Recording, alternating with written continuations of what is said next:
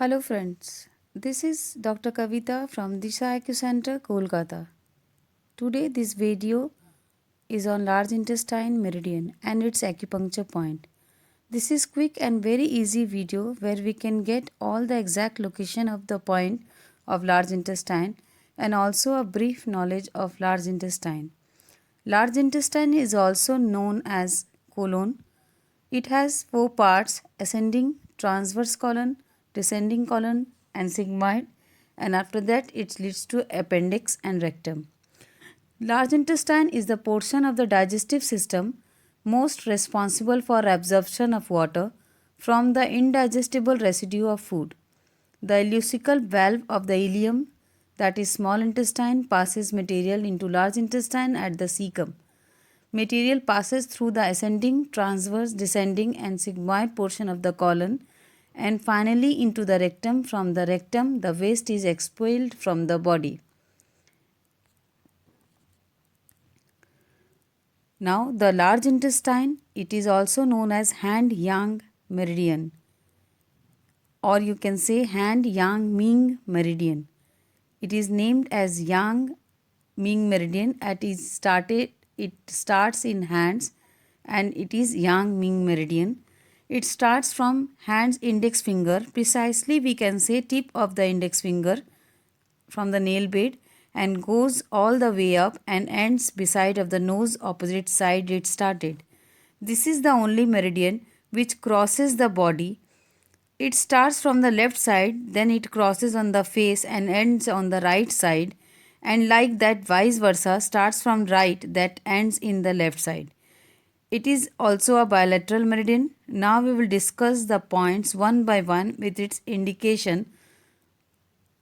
You can see the pathway of the large intestine meridians and also the organ position on the body itself. Large intestine meridians, hands Yang-Ming, it is named, as I said, that it is named Yang-Ming. The large intestine meridian starts from the tip of the index finger at LI1. It then travels upwards along the radial sides of the index finger between the first and second metacarpal bones to the wrist joint. From there, it ascends the forearm to the lateral aspect of the elbow.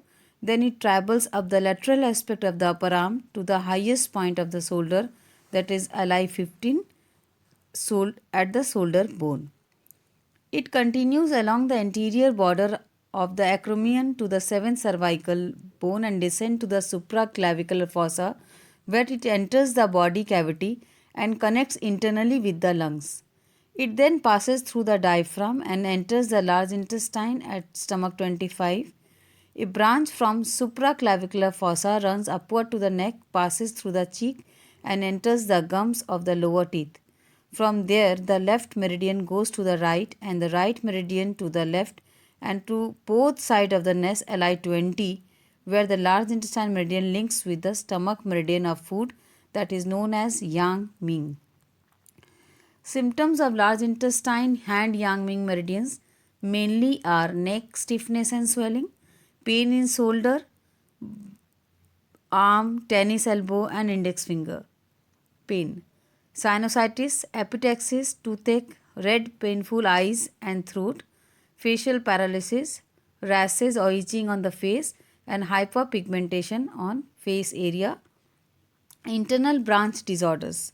Intestinal disorders, abdominal pain and swelling, borborygmus, like a sound from the stomach when there is digestive problem, flatulence, diarrhea, epigastric pain mainly, and edema if there, it is very good point for facial edema, and belching.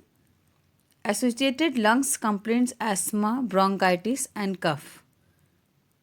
We will see the channel going, how the channel is going in the next video. Thank you. Now we can see the large intestine meridian.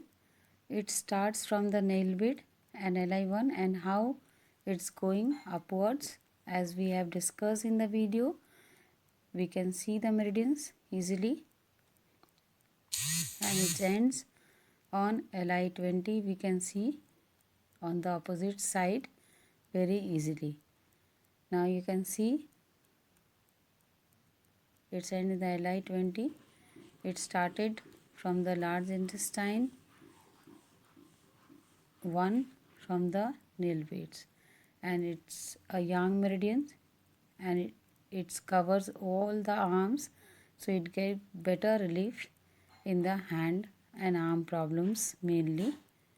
We can see the flow, it's going upward and follows the cheek and ends on the opposite side.